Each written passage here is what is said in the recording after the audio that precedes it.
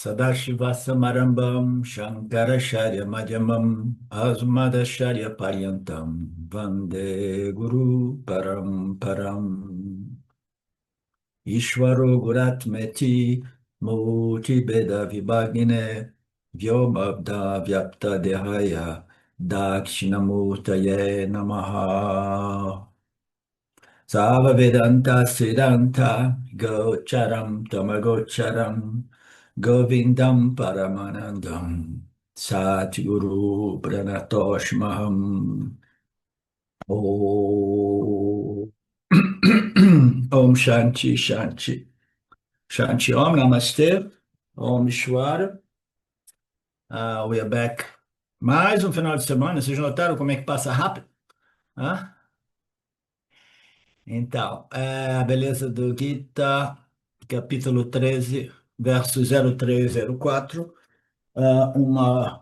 uma breve contextualização. Nós vimos aqui no início do 13º capítulo que o Swami explica, né, que em alguns livros do Bhagavad Gita não consta esse verso de introdução, esse verso que origina o diálogo entre Krishna, Arjuna e Krishna, e neste livro que o Swami prefere adotar, nós temos um capítulo a mais, um verso a mais neste capítulo, que é o verso com a questão, a pergunta de Arjuna, né? Ele pediu esclarecimentos a respeito de alguns termos técnicos que são fundamentalmente dois princípios desdobrados em cinco expressões técnicas, né, ou sânscritas, tá?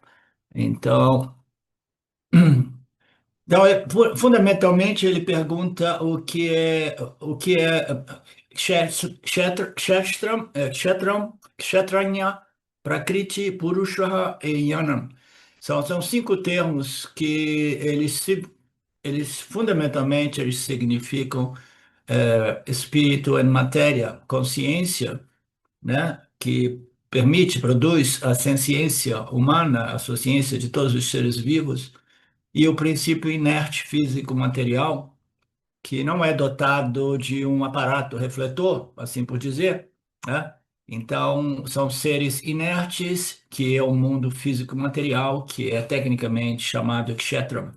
Só que kshetram é matéria, e depois tem aquela mistura de matéria com consciência, que são os seres sencientes, que são os jiva-atmas, né?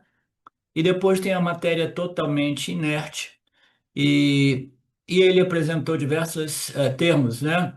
E o Swami vai nos ajudar a compreender as nuances que diferenciam esses diferentes nomes para apontar para somente dois fenômenos, que é espírito e matéria, né?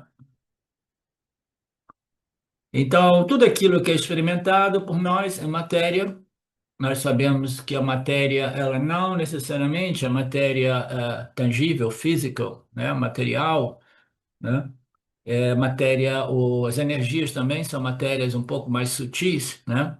Do mesmo modo, a matéria também é energia. A gente sabe que tudo que existe neste universo mítia nada mais é do que energia, graus ou níveis de frequências, né, distintas, de tal modo que elas podem surgir como matéria tangível ou permanecer como matéria invisível. A matéria invisível é dita ser energias, né? Então, matéria e energia, mesma coisa. Então, já que a mente é matéria invisível, é matéria sutil, né? A mente, ela não é realmente tangível, né?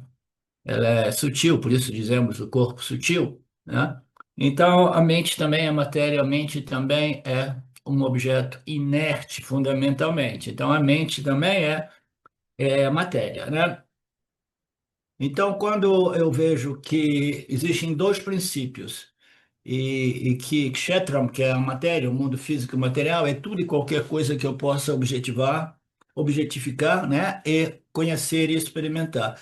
Então, a gente tem que jogar as nossas mentes também naquela categoria, dentro da categoria do mundo material, né? Então, o problema é que é mais fácil para a gente objetivar ou objetificar o corpo físico, embora a nossa identificação com o corpo físico tenda a ser superior à identificação com o corpo sutil, com a mente.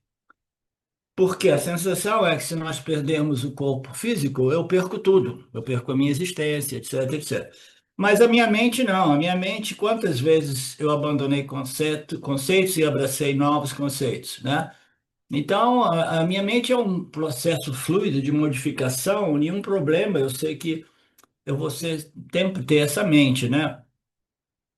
Mas a mente também é um objeto no campo das nossas experiências e ela precisa ser vista também como matéria um pouco mais sutil, mas ainda assim matéria inerte, né? Tudo que ocorre dentro do campo das minhas experiências e conhecimentos se trata de objetos inertes, né? O Swami nos lembra que a problemática nossa dos vivos humanos é que tanto o corpo físico como o corpo sutil, a mente, são experimentados por nós de modo tão íntimo, né, que nós imaginamos que também seja uma parte integrante daquilo que nós realmente somos, né? Então, é como uma pessoa que, de repente, ela teve uma doença, perdeu todos os cabelos, né? Mas é uma mulher bonita, né? Etc, etc. Ela compra uma peruca e depois compra duas, três perucas e ela se identifica com aquelas perucas, né? E naturalmente ela não sabe viver sem elas, ela inclui, né, aqueles cabelos artificiais como parte integrante do seu corpo físico, né? Então as pessoas, nós, né, tendemos a nos identificar não somente com o corpo físico, mas com alguns acessórios que nós utilizamos para o corpo físico, né? Então, essa intimidade que nós temos com a mente, que é aquilo que existe de mais íntimo ao corpo físico, eu não sei, eu não poderia dizer o que que é mais íntimo para nós. Eu, a matéria, corpo, né? Ou eu, a minha mente. Ambos são muito, porque é um mecanismo, é um organismo integrado, né? É orgânico.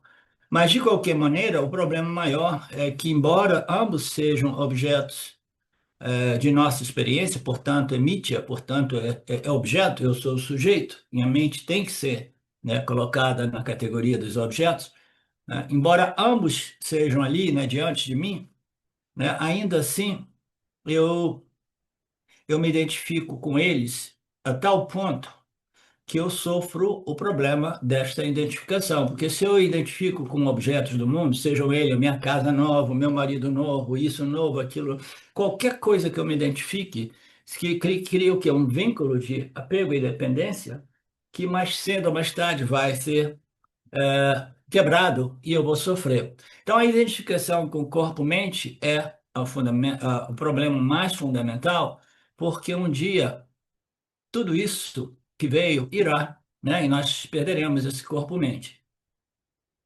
Então, a dificuldade de criar uma separação, uma distinção, uma objetificação a respeito deste instrumento corpo-mente, que é aquilo que existe mais íntimo à nossa experiência humana, né?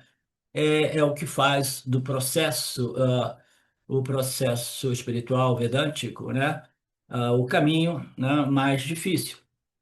Porque, fundamentalmente, o processo vedântico é um processo que utiliza o Viveka Shakti para diferenciar, para determinar a distinção entre o espírito que eu sou, a consciência, né, e a mente e o corpo físico, né? Então, o processo vedântico é um processo que requer muita preparação para que nós estejamos prontos para fazer esta vivek, essa discriminação, né, essa diferenciação entre a consciência, o espírito, assim por dizer, e a matéria, qualquer que seja o nível de frequência vibratória dessas energias, né? Então, tudo isso é um objeto de conhecimento, né? Então, no âmbito do Vedanta, esse processo nada mais é do que uma crescente capacidade, o desenvolvimento de capacidade de ver o corpo-mente de modo sempre mais objetivo, né? A capacidade de objetificar o corpo-mente, ela vai crescendo, vai crescendo, vai crescendo, vai crescendo na medida que nós compreendemos a diferença entre esse princípio testemunho e a consciência universal, né, e o corpo-mente, que é o meu instrumento de conhecimento. Então, na medida que eu vou compreendendo essa distinção e vou me identificando com esse princípio Chaitanya, consciência, testemunha, né? Então, quanto mais eu me identifico com isso, mais eu vou ver o mundo de modo objetivo, né? Eu já não me misturo com os acessórios, não me misturo com o instrumento corpo-mente, eu vejo o corpo-mente como instrumento através do qual eu experimento e conheço o mundo, tá? Então, o processo vedântico, ele pode ser muito bem definido como o processo através do qual eu desenvolvo mais e mais e mais objetividade em respeito não somente às coisas que eu vejo lá fora, né? Que já é difícil, porque a gente a gente tende a se apegar às coisas que a gente vê lá fora, mas o que dirá, né? O não apego a esse instrumento através do qual eu experimento e conheço o mundo, né? Então, é um processo espiritual que nos conduz a essa viveka, essa discriminação que liberta, né? Que não é fácil, tem um apelo, muito limitado, a maioria das pessoas não tem qualificações necessárias para os ensinamentos dos Upanishads. Então, nós temos muito medo de perder a mente, mas quando nós estamos no estado do sono profundo, por exemplo, né, a mente desaparece e o corpo físico desaparece. E eu permaneço, a minha existência permanece, e não somente eu curto, né, a ausência de uma dualidade, porque nós, como nós sabemos, a dualidade, ela imediatamente, ela triggers, ela produz um gatilho das nossas escolhas.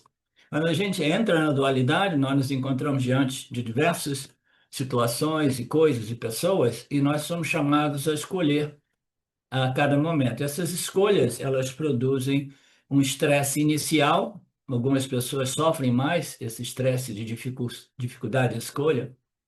E mesmo que você não tenha muita dificuldade de escolher, você, sabendo que a limitação do Jiva é muito grande, algumas dessas escolhas, a menos que sejamos espiritualmente mais desenvolvidos, serão escolhas em violação maiores ou menores a respeito do Dharma. Isso causa papa, isso causa conflito, isso causa mais aflição, mais samsara, né? Então, o estado de sono profundo é uma prova de que nós estamos muito bem sem essa dualidade. Eu gostaria de dormir eternamente, sempre, né? Mas isso não é possível, não é possível. Eu não sei, eu acho que eu compartilhei com você recentemente o prazer que eu sinto nos dias de hoje de dormir, né? Porque eu durmo bem, eu vou para minha cama, eu preparo tudo, aí eu vejo o sono tá chegando, aí de manhã eu acordo assim, mais uma horinha, aí eu fico quieto, aí começa. Porque é uma delícia você não viver a dualidade. Mas o Vedanta não diz que você tem que remover a dualidade através do sono profundo eterno ou através do Nirvikalpa Samadhi. O Vedanta diz que você precisa neutralizar os efeitos da dualidade através da compreensão da realidade não dual, que tudo é somente a consciência refletindo toda a diversidade que produz a dualidade conhecedor-conhecido, tá? Então, este é o propósito do Vedanta, que é totalmente diferente das sadhanas de yoga, né? Que procura remover a dualidade através de estados mentais semelhantes aos estados de sono profundo. Tudo aquilo que a gente experimenta é kshetra, é matéria, né? E existe um princípio que é o princípio consciência, né? E isso vai desdobrar de modo mais técnico no próximo. Mais tarde, o Krishna Guru elaborar esse kshetra, que é o mundo físico material, né? Esse princípio material, no qual ele incluirá naturalmente a mente e tudo. Tudo que existe, tudo que pode ser conhecido é parte desse mundo Kshetram. Aí a gente poderia levantar uma questão: tudo que pode ser conhecido é parte desse mundo objetivo Mithya Kshetram, né? E as escrituras dizem que o Brahmano, ou ser, né, a consciência, é algo que precisa ser conhecido, né? Aí, assim, então, tudo que pode ser conhecido é parte integrante deste mundo Mithya, físico-material. Aí nós temos que ver. que tudo que é conhecido, né, objetivamente, é parte deste mundo físico material, que não necessariamente é matéria tangível. Tudo que é conhecido objetivamente é parte deste kshetra mitya, uma aparência, né, de matéria, de energia. Então, como é que o ser pode ser conhecido? Jamais como um objeto. Jamais como um objeto que existe no âmbito de Kshetra, que é o mundo físico material, a manifestação do cosmos. Então, esta realidade que as escrituras referem como o Brahmana, a natureza intrínseca de cada um de nós, precisa ser conhecida, mas jamais como um objeto dentro do âmbito de Kshetra, mas como a luz da consciência que ilumina e revela tudo que existe no cosmos. Você entende, Márcia?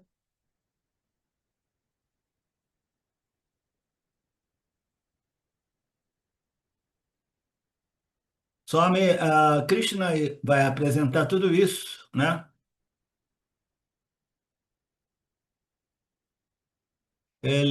Nos próximos versos, ele vai apresentar diversos fatores ou princípios, né? Que são os Mahabhutanis, os cinco grandes elementos, como nós sabemos, o Ahankara, que é o ego, o Icha, que é o desejo, e a força compulsora, né, do ego, o ódio, que, né, o desejo e a aversão. O ódio aqui representa desejo e medo, desejo e aversão, né? Sukham, prazer, e a dor do Kam, Sukham do Kam. Krishna vai elaborar tudo isso dentro do âmbito do Kshetra, mas aqui tem essa enumeração breve. E ele também apontou que existe um outro princípio que é Kshetranya, que é algo diferente do corpo, mente, do mundo, etc, etc. Kshetranya é simplesmente a consciência associada a um Yanni, digamos assim, tá? A consciência que experimenta o mundo sabendo que a sua real natureza é somente a consciência, né? O princípio que permeia e pervade o corpo físico do observador e de todo o mundo físico material, né? É aquilo que vivifica e anima o universo, é tal qual a eletricidade invisível, sem a qual nenhum desses instrumentos, né, elétricos e eletrônicos funcionam ou existem até mesmo, né? Nada que eles produzem é possível sem a eletricidade. Então, este princípio é simplesmente o princípio denominado aqui como Chaitanya Tattva, o princípio da consciência, né? Ou, em termos técnicos, Kshetranya. Kshetranya. Ok. Este princípio, Chaitanya Tattva, é chamado de Kshetranya, significa o princípio consciência, diversos nomes para o mesmo princípio, né? E aqui a parte mais interessante dessa exposição é que no processo vedântico, o primeiro passo nosso, né, é de entender que o complexo corpo-mente-sentido, não somente o complexo corpo-mente-sentido, tudo no cosmos é uma mistura de espírito e energia, né? Mas só é relevante isso do ponto de vista do jiva humano. O jiva humano é aquela entidade individual que existe, sabe que existe e naturalmente, instintivamente procura definir o que é essa existência. Eu sou e eu sei que eu sou. Você é o quê, cara? Né? Aí os gurus vão dizer: você tem que ficar parado lá no eu sou aquele eu sou. Eu sou aquele eu sou. Mas ainda assim, se você não se define devidamente, você vai ficar num espaço de vagueza, de abstração, que vai produzir alguns estados que vêm e vão, né? Então, o primeiro trabalho do Vedanta é o indivíduo compreender que o complexo corpo-mente-sentidos, essa entidade que experiencia e conhece, é uma mistura de ambos as duas coisas, né? Que é espírito e matéria, né? Consciência pura e energias que vêm a configurar o complexo corpo-mente-sentido humano, né? Assim como reconhecer o ventilador, ele existe sim, mas ele só existe devido a esses dois princípios, eletricidade, né? E o mecanismo, né? O mecanismo físico, elétrico, eletrônico, que permite à eletricidade produzir um determinado efeito, né? a eletricidade permanece invisível, o ventilador é visível. Na ausência da eletricidade, você não consegue produzir a brisa tão importante durante os dias mais quentes do verão, né? Portanto, o ser humano é uma mistura de ambos, né? Nós somos a mistura desse princípio consciência que anima, vivifica cada um desses instrumentos de conhecimento e experiência no campo da dualidade. O instrumento de conhecimento e experiência só é possível dentro do campo, do âmbito da dualidade, e o indivíduo em funcionamento vive. Então, a gente pode dizer, nós tivemos, eu não lembro bem qual foi um texto que nós estudamos alguns anos atrás, que explicava de modo muito bacana um modo qual nós somos uma mistura desses dois princípios, tá? E o modo qual nós precisamos compreender essa mistura e reconhecer ambos, né? Mas ainda assim identificar-se, né? Com o princípio consciência, tá? Eu não lembro qual foi o texto, mas é muito bacana. A consciência por si só não, se alguém lembrar, por favor, compartilhe. O corpo por si só não pode transacionar, né? Nós precisamos da consciência. A consciência sem um corpo físico também não nos permite transacionar, crescer, né? Desenvolver, purificar, refinar desenvolver esta sabedoria que liberta o indivíduo do ciclo infinito de nascimentos, vidas, envelhecimentos e mortes, né? Ok. Assim como o eu que está neste corpo, só me apresenta aqui uma passagem do capítulo 2, verso 13, dizendo que no capítulo 2 do Gita, este mesmo princípio, né, o princípio Kshetranya, essa mistura dos dois que faz de modo que o indivíduo seja um ser existente, conscientemente existente, né? No segundo capítulo, eles eram denominados Deha ou Dehi, né? Deha e Dehi, esses dois princípios, né? O princípio consciência e o princípio matéria-energia. Você lembra? Não, eu não lembro. Assim como o eu que está neste corpo passa pela infância, juventude e velhice, também este eu passa pela obtenção de um corpo novo, depois, né? Um homem sábio não se preocupa com essas coisas. O que que significa não se preocupar, né? Então, a alma individual, vamos fazer um parênteses. A alma individual, ela vai receber um instrumento corpo-mente periodicamente para poder continuar, dar continuidade a esse processo. O sistema Ishwara vai produzir sempre um instrumento de experiência para nós.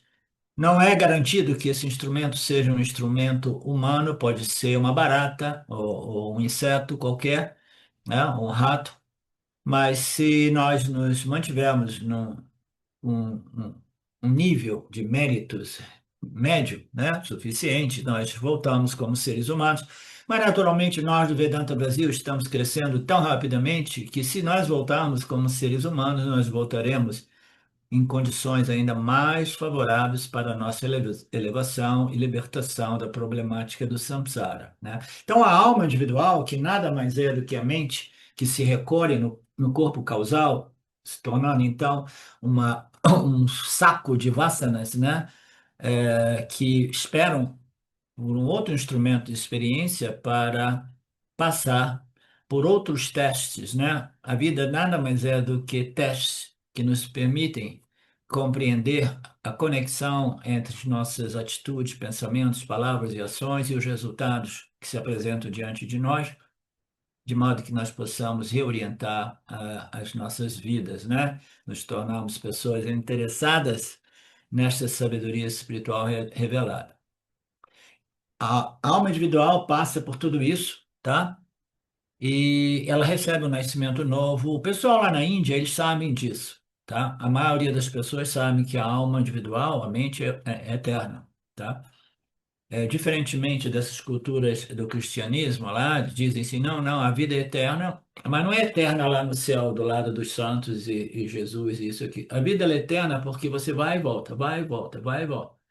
E eles sabem que existem essas locas onde você vai e você volta, né? Então, isso distingue muito a cultura hindu, né, védica, dessas outras culturas. Então, a alma individual, que é a mente, ela vai e volta, ela passa por esses instrumentos, esses karmas, essas experiências do mundo, né? E ela vai pela infância, juventude, velhice doente e morte, né? Naturalmente, a pessoa minimamente sábia, compreendendo disso, ela já desfruta de uma certa paz interior, porque isso aí não tem problema. Exuara vai me dar um outro instrumento de experiência, conhecimento, e eu vou voltar, né, com mais punha, mais méritos, para viver circunstâncias ainda mais favoráveis ao meu desenvolvimento e libertação espiritual, né? Isso é um ângulo, tá? A alma individual é quase que eterna. E o homem relativamente sábio não se preocupa com isso, e o Yanni ainda menos, né? Porque o Yanni não somente compreende que a mente, né, ou o corpo sutil, né, ou a alma individual é praticamente eterna, mas ele compreende que esse corpo-mente, essa alma individual, né, esta mente, nada mais é do que a consciência infinitamente não limitada, jamais chegando, jamais voltando, aquilo que pervade, permeia tudo. Então, o super sábio, o sábio que compreendeu que não somente a mente sobrevive todos os nascimentos, vidas e mortes, mas ele compreendeu que a consciência é a única realidade que nunca chega e nunca vai, nunca nasce e nunca morre e nunca retorna. Não existe nascimento, vida, morte, renascimento para a consciência. Tudo isso é uma sobreposição de almas individuais, configurações produzidas através do poder de Maia, que aparece e desaparece ciclicamente, como nós sabemos, né?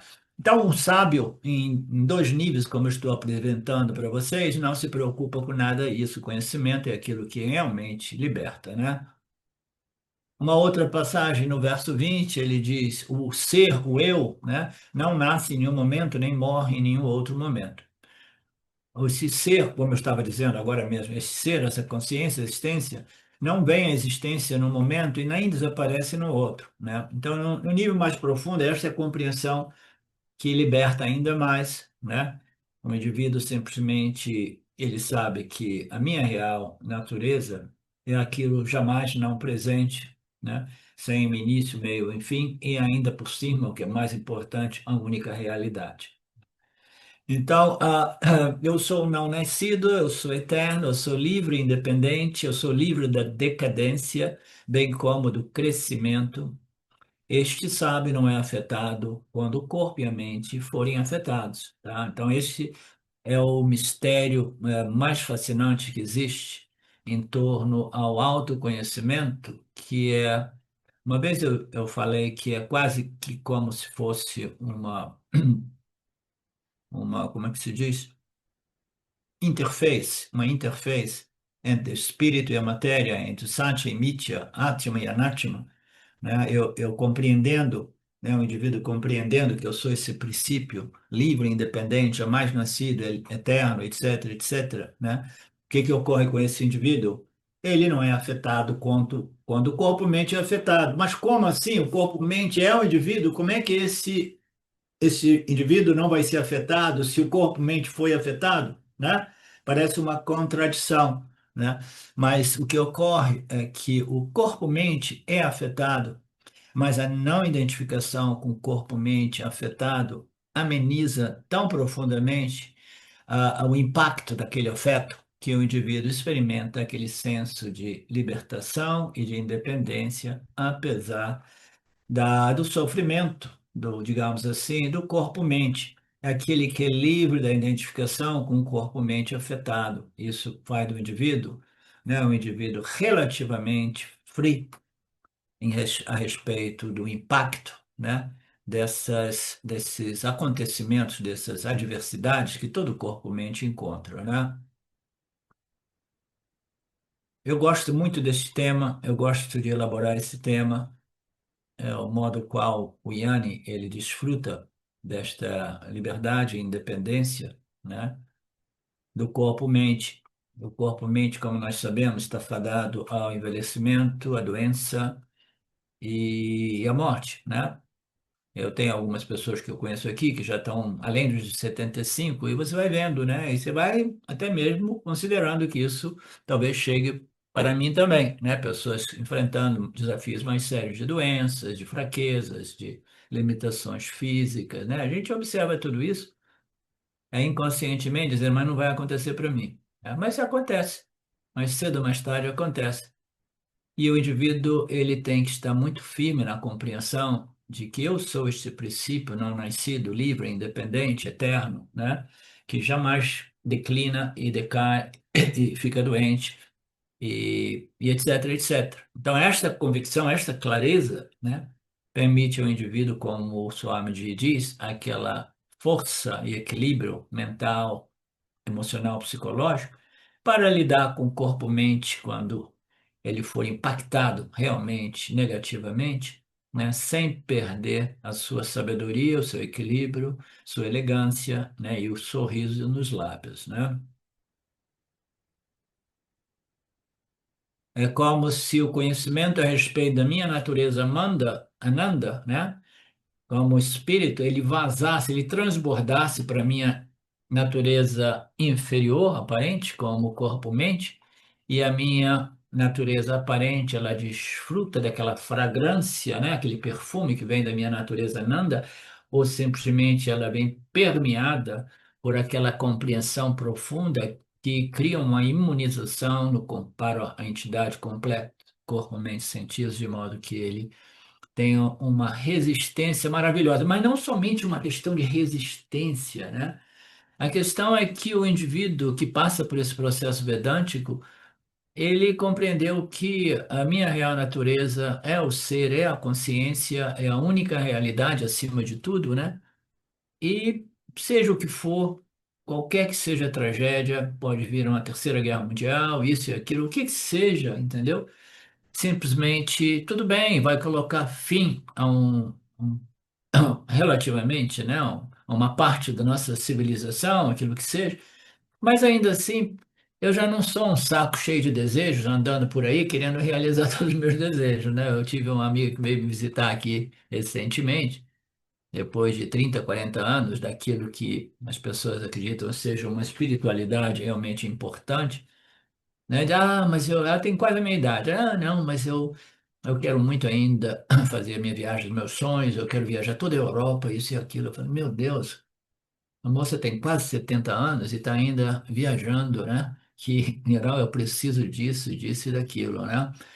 Então, o indivíduo maduro, ele, you know, eu compreendi aquilo que é realmente o valor dos valores, a única coisa real, a minha real natureza. Eu não tenho mais nenhum investimento neste mundo, né, Kshetram, e, portanto, será, será, né? Enquanto o show estiver rolando, a gente fica assistindo, né?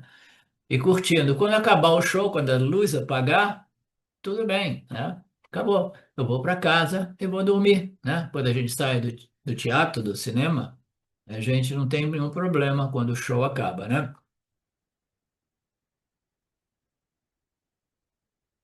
Nós somos uma mistura de Derra e Derri na linguagem do Gita, no capítulo 2, que é o Atma e Anmatma, ser e não ser, né? Consciência e matéria, né? E não apenas isso, ao usarmos a palavra Atma, o ser, as escrituras transmitem uma ideia muito importante. Geralmente tendemos a nos identificar com o corpo. Eu sou o corpo e a nossa abordagem geral, porque a data de nascimento do corpo se torna a minha data de nascimento.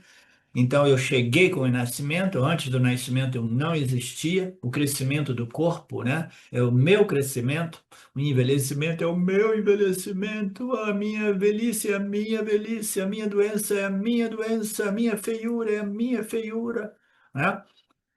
Mas após os estudos do Vedanta, o que nós dizemos ou compreendemos, né, depois de um certo período de estudo, eu sei que eu sou o corpo, mas por trás de mim existe uma consciência, né? Uma consciência eterna. Então, antes a gente não tinha essa perspectiva, eu era o corpo-mente. Agora que eu recebi esses conhecimentos, eu digo que o corpo-mente é um instrumento incidental que me permite experimentar o mundo, mas por trás desse corpo-mente existe uma consciência que vivifica e anima este complexo corpo, mente, sentidos, não? Então, a minha compreensão cresceu, né? Antes do Vedanta, eu dizia, eu sou o corpo. E agora eu estou adicionando, tudo bem, mas eu sou uma mistura de corpo e consciência. Por trás do corpo tem uma consciência vivificando tudo isso. Krishna diz que essa é uma abordagem melhor, mas ainda assim incorreta, né? Então, os vedantinos aqui presentes, que estudam comigo já há muitos anos, sabem qual é a conclusão, né, mais correta que existe. Dizer que eu sou uma mistura, eu sou o corpo e também, mas sei que existe uma consciência por trás de mim, permeando a mim, etc, etc, também não é uma compreensão absolutamente correta, tá? Você não deve dizer que eu sou o corpo, em mim existe um ser, uma consciência, você tem que treinar a sua mente, isso é chamado de Nididhyasana, esse é um twist interessante. O que é o Nididhyasana? É treinar a sua mente a perceber o mundo, experimentar o mundo, conhecer o mundo, from that, daquela perspectiva de compreensão, né, de que eu não sou nem mesmo uma mistura de matéria e consciência, né? E não é que eu sou o corpo com uma consciência que me vivifica, eu sou a consciência, né? E um corpo surge diante de mim como um instrumento de experiência e de conhecimento para as minhas transações, né?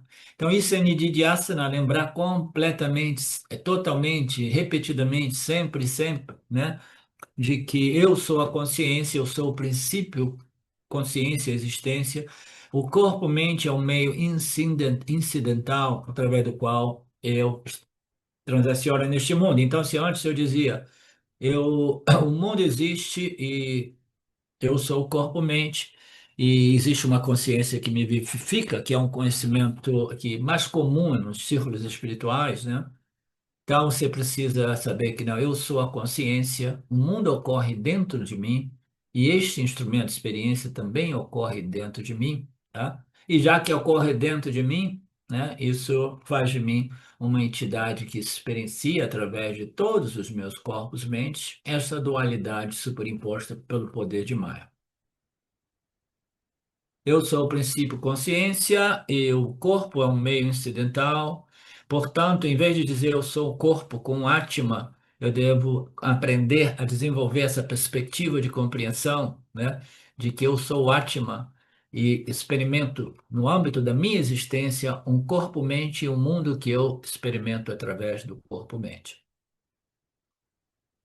Em geral, nós estamos dispostos a aceitar o fato de que esse meio está fadado a retornar à matéria, ao mundo externo, já que o corpo é menor, eu estou disposto. Não, e já quando eu desenvolvo essa perspectiva, então você compreende as leis de Mitya, que tudo que é configurado é desconfigurado, tudo que é criado é descriado, né? Tudo que nasce morre, né? Então eu estou muito tranquilo em aceitar que esse instrumento ele vai retornar para os seus elementos primários, né? Tudo que aparece retorna àquilo que é a sua base, né? Os gunas, as energias primárias, como queiramos, né? Tudo que vem do barro volta para o barro, né? Eu uso esse instrumento e depois, quando chegar o momento, com um sorriso nos lábios, eu devolvo esse instrumento ao mundo, né? Aos elementos primários. E mesmo quando eu devolvo este corpo-mente, kshetra, ao mundo, eu permaneço como Atma, a existência kshetranya, a consciência invisível, eu continuo a sobreviver sempre, né? Sempre, sempre, sempre. Não a mente, mas a consciência universal pura, a única realidade, mas eu continuo a sobreviver não como uma entidade experienciadora, não como uma entidade conhecedora, tal, ou essa consciência invisível, universal, né, original, ela não é parte, nem produto, nem propriedade do kshetram, da matéria, né?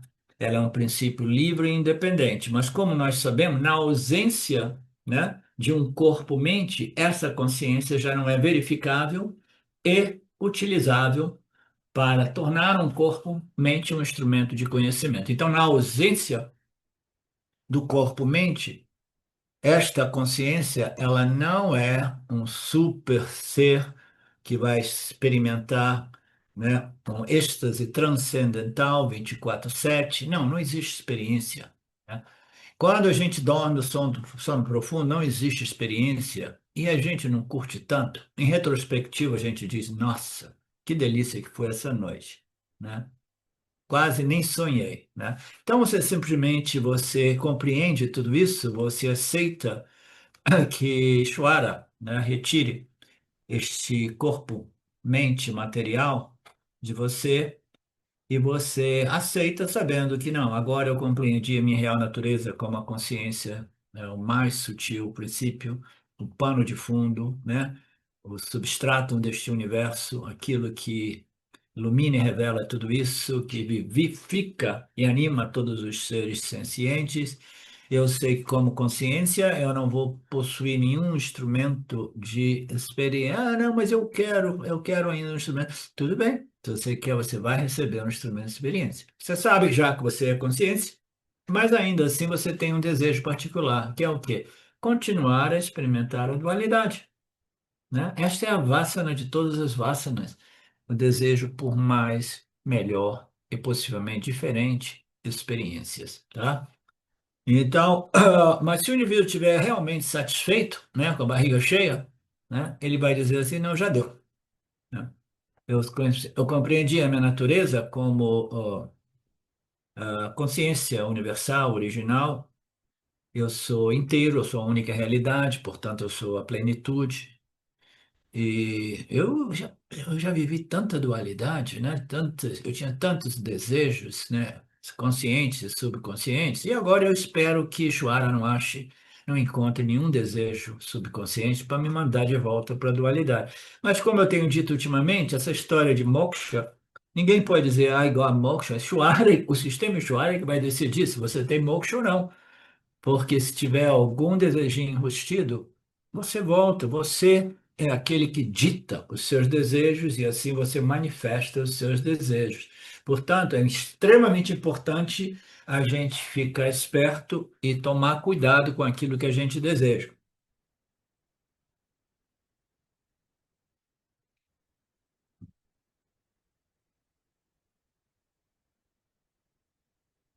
Essa mudança de identificação é o que liberta, né? Você se transfere a sua identificação do Kshetram para Kshetraya, do Kshetranaya, chamado de Aparokshayanam. Ah, I love this word. Aparokshayanam, né? O conhecimento direto, livre de obstáculos, livre de dúvidas, né? Uma clareza e firmeza, um conhecimento não sujeito ao esquecimento. Ele é um conhecimento direto, ele só ocorre quando o Aham Brahmasmi é realmente direto, não da boca para fora, mas é simplesmente eu sei, eu sou essa consciência, existência de natureza infinita, ilimitada e a única realidade. Quando eu sei isso diretamente, você não precisa mais de sadhana, você não precisa mais de outros instrumentos de experiência. Mas Ishvara pode mandar a gente de volta e de repente você acha que não quer ainda alguma experiência, mas quem sabe? Ishvara que é o chefão, mas sou eu que estou pedindo, escolher. Ah, mas não era consciente.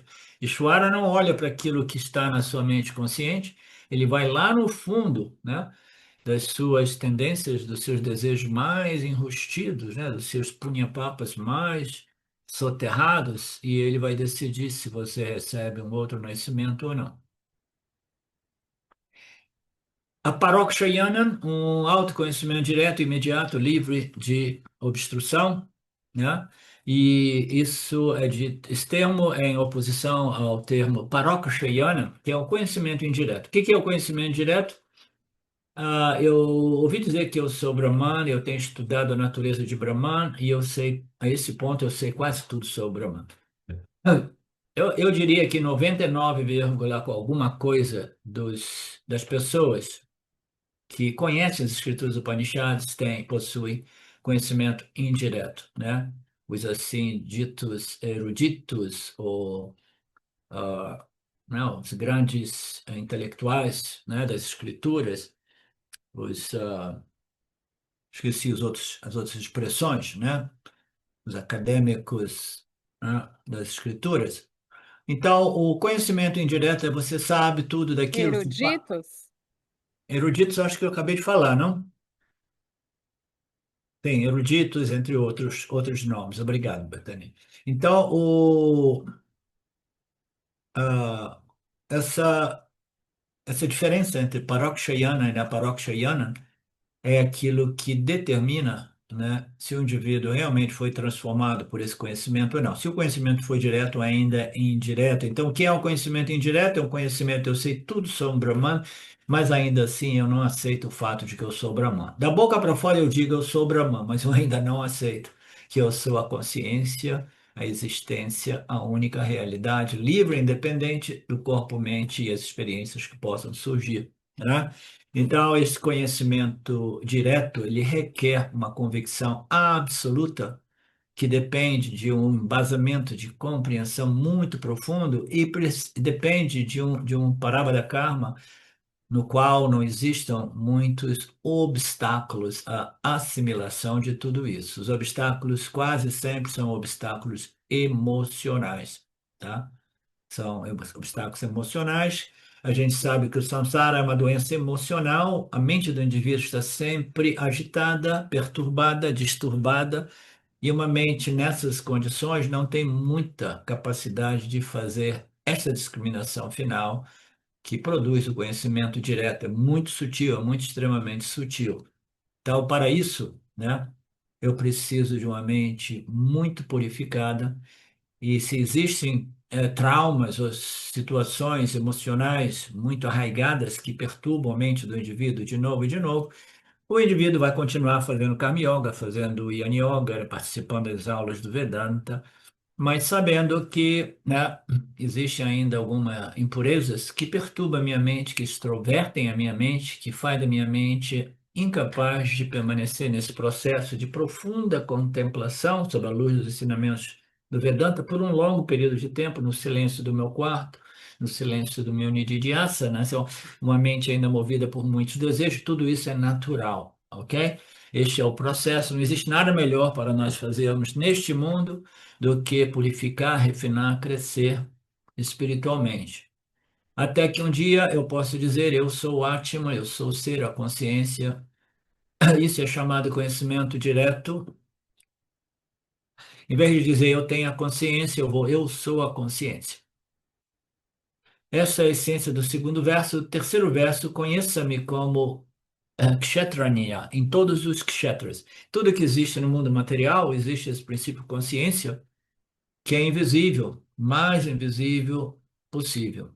E você precisa conhecer isso. Mas como é que eu vou conhecer se é tão invisível, né? O mais sutil e invisível de tudo, né? Não é nenhuma energia. Tem muita gente aí nos círculos espirituais que pensam que Deus, que Brahman seja uma energia suprema, né? Quando você diz assim, não, não é energia, as pessoas ficam, principalmente o pessoal que quer apresentar, né, Deus como alguma coisa que existe no campo da ciência moderna, entendeu? São pessoas iludidas que ficam iludindo outras pessoas também, mas este princípio, consciência, existência, né? Ela simplesmente existe em tudo aquilo neste mundo, mas não é visível.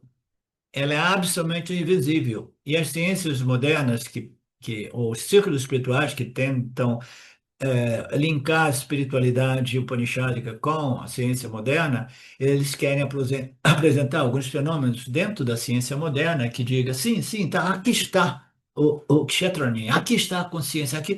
Não, a consciência nunca está lá contida no fenômeno eh, objetivo, qualquer que seja o nosso foco, nunca está lá. A consciência é a consciência que ilumina e revela, é a consciência do próprio pesquisador, investigador, né, etc, etc. E as pessoas não conseguem ver isso e elas ficam procurando o Kshetranya dentro do Kshetra, dentro do mundo da matéria e energias. Muitas pessoas pensam que a realidade seja uma energia totalmente equivocado. A realidade é você, meu caro, é você, minha cara, em sua real natureza, né? Então, o conhecimento direto é o verdadeiro conhecimento. Portanto, conheça-me como esse princípio, espírito, consciência, aquilo que é o substrato de tudo que existe no mundo material, físico, físico material, sutil, né, energético, ou Bharata, um outro nome para Krishna, né?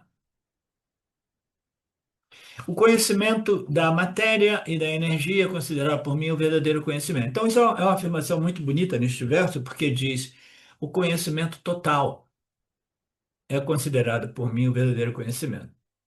Como é que história é essa de conhecimento total? Eu pensava que eu devia conhecer somente Brahman, a consciência, o Kshetranya, né? Eu disse, não, você tem que conhecer, né? Kshetranya em oposição ao que? Ao Kshetra. Você precisa saber o que é Satya em oposição a Mithya. Você precisa saber o que é Mithya e saber o que é Satya e não fazer confusão dos dois. Não buscar Mithya em Satya ou Satya em Mithya. Não sobrepor Mithya em Satya e Satya em Mithya. Essa discriminação entre Kshetra e Kshetranya é o conhecimento total, é o conhecimento que liberta. É o conhecimento a respeito de Satya, de Mithya, sem sobrepor ou confundir ambos os princípios.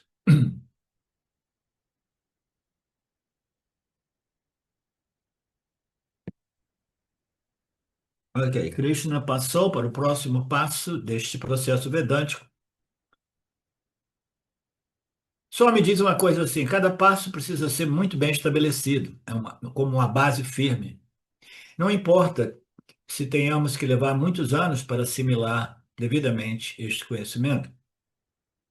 Para ouvi-los, nós ouvimos em minutos. Todo final de semana nós ouvimos a mesma coisa. Mas para assimilar, né, com total clareza e convicção, isso talvez leve muitos anos.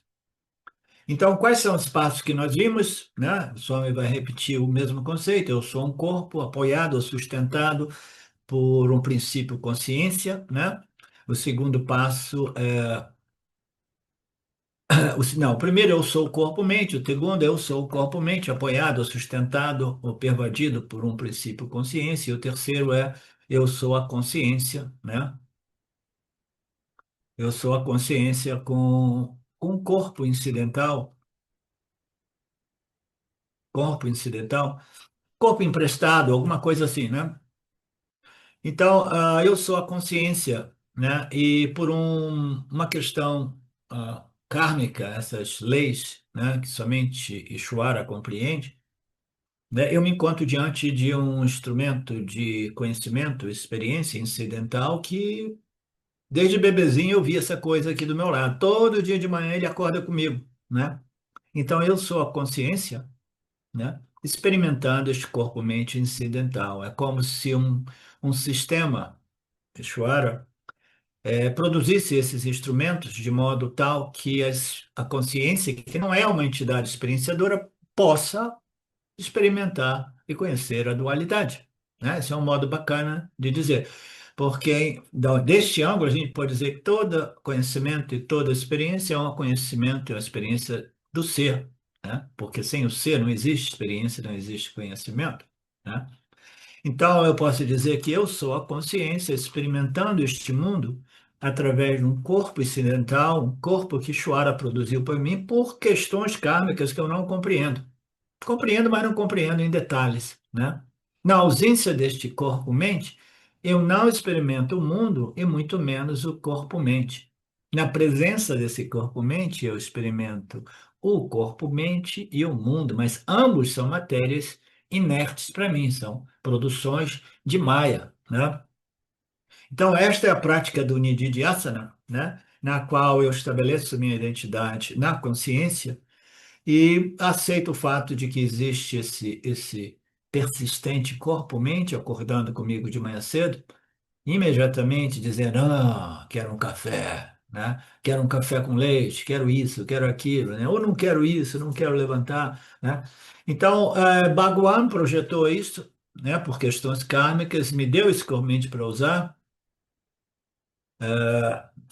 e agora eu não quero mais sair desse corpo-mente, né? Eu só me dá aqui um exemplo: 25 anos atrás, na Índia, existia o problema do inquilino que entra e nunca sai. e não existe, não era nem mesmo inquilino, na Índia daquele tempo, de 40, 50 anos atrás, se a porta fica aberta muito, uma pessoa da rua entrava, sentava no cantinho da sua casa e nunca mais saía da sua casa.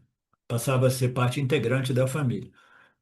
Então, é, você tem que saber desocupar esse corpo quando chegar o seu momento, dizer, tudo bem, na verdade eu não preciso mais não, chora, tá? Ó, eu sei que você tem essa vassana de produzir novos corpos para todos os jivas, né? Brincando, né? As vassanas pertencem aos jivas, né? Os jivas dizem assim, eu quero outro igualmente, chora, pum, prontinho, saindo do forno, né? Então, o indivíduo tem sempre a opção assim, ó, estou desocupando aqui esse corpo, ficou velho, ficou chato, né? Eu não tenho mais vontade de correr atrás de nada, correr para obter, manter, evitar, é um corre-corre horrível o tempo todo, né? E ó, tô esperando esse karma se esgotar, de modo que eu possa entregar este corpo-mente de volta para os elementos. E, por favor, se possível, não me mande de volta, né, Márcia? Não me mande de volta. Ok.